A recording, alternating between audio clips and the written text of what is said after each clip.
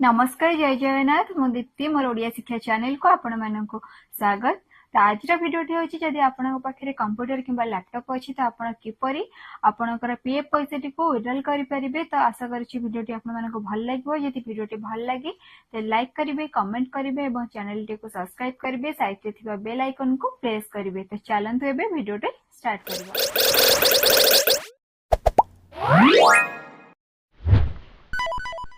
प्रथमे आपण कौन एक ब्राउजर ओपन करनी एवं सेठरे टाइप करंतु यूनिफाइड मेंबर पोर्टल।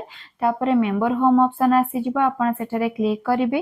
क्लिक कला परे आपण एठी यूएन नंबर पासवर्ड दे देबे एवं तळे थिबा कैप्चा कोड टी को आपण सठिक भाबरे लिखि नेबे।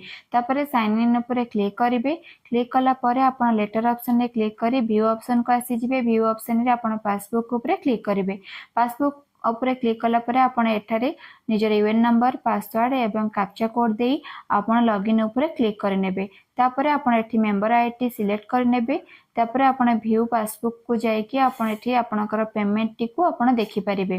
पेमेंट टी संपूर्ण भाबरे देखि सल्ला परे आपण आउथरे होम पेज को आसी जिबे एवं सेठारे आपण मैनेज ऑप्शन क्लिक करिवे एवं केवाईसी ऊपर क्लिक करेंगे। केवाईसी आपन देखि परिबे आपनकर बैंक अकाउंट सह आपनकर पैन कार्ड केवाईसी होइतिबा दरकार। जदि होई नाही आपन पैसा विड्रॉल करि परिबे नाही।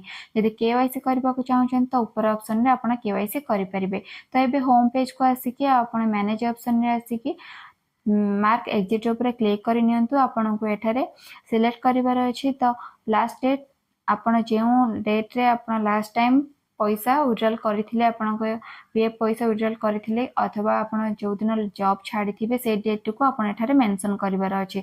तो आपन ऊपर देखि पारुथिबे सेठारे अगस्त 2022 शो करूछि। तो सेही परि आपनकर जो डेट टी शो करथिबो आपन एठारे टाइप करि नेबे।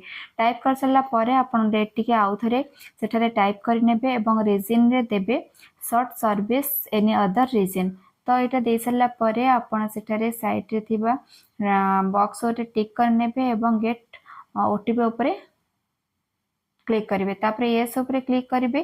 तापर आपण मोबाइल के जाइथिबा ओटीपी आपण एठी लिखि सारी तळे थिबा ऑप्शन ने टिक करेंगे एवं सबमिट रे क्लिक करेंगे। तापर अपडेट रे क्लिक करनेबे। तापर ओके रे क्लिक करेंगे। क्लिक करसला परे एठी देखिथिबे आपनकर डेट मेंशन होई जाईची। तो आपण याको आउथरे चेक करबा को होम पेज रे क्लिक करंतु। तापर व्यू ऑप्शन को जाई कि सर्विस हिस्ट्री रे क्लिक करंतु। क्लिक कला परे आपण देखि परिबे एठी आपनकर डेट मेंशन होई जाईची। तो आपण सेही परि होम पेज को आसी ऑनलाइन सर्विस रे क्लिक करी क्लेम ऊपर क्लिक करंतु। तो इठी आपनका अकाउंट नंबर टी आपण पीएफ अकाउंट रे थिबा अकाउंट नंबर टी आपण एठी लेखि वेरीफाई ऊपर क्लिक करंतु।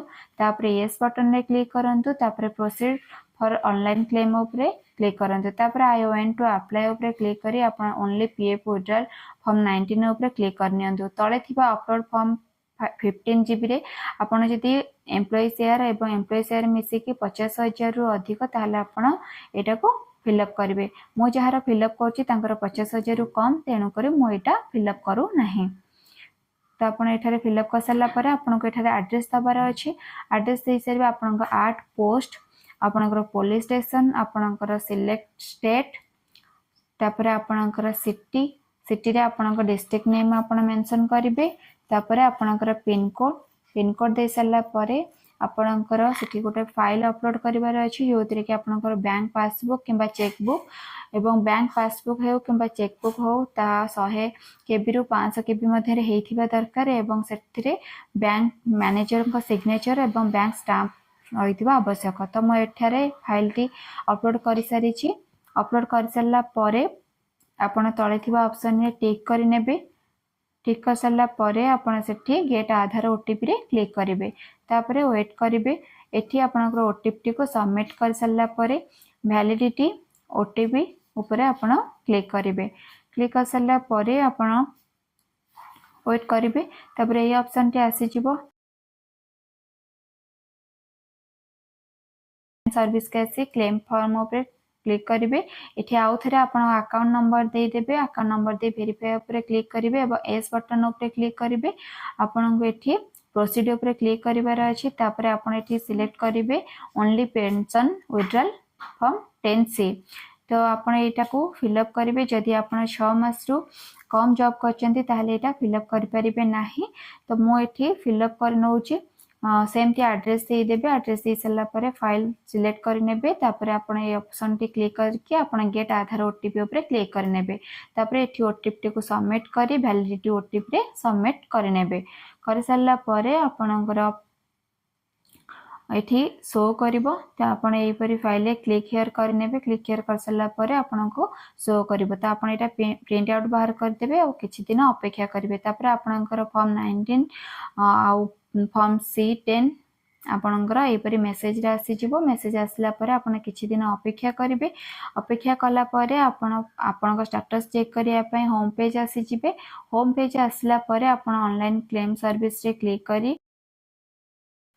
क्लेम स्टेटस रे क्लिक करिवे तापर आपण एठी आपण देखि परथिबा आपण अकाउंट रे पैसाटी आसी जाइथिबो एही प्रोसेस करिया पय 7 रु 15 दिन लागि थाए तो आपण 7 रु 15 दिन अपेक्षा करिवे आपनक बैंक अकाउंट को पैसाटी आसी जिवो एही परी आपण निजरे पीएफ पैसा विथड्रॉल करि परिबे आशा करूछि जदि आपनको वीडियोटी भल लगे तो निश्चय लाइक करिवे शेयर करिवे चैनल टी को शेयर करिवे चैनल टी को सब्सक्राइब करिवे एवं साइड रे थिबा बेल आइकन को प्रेस करिवे जय जगन्नाथ।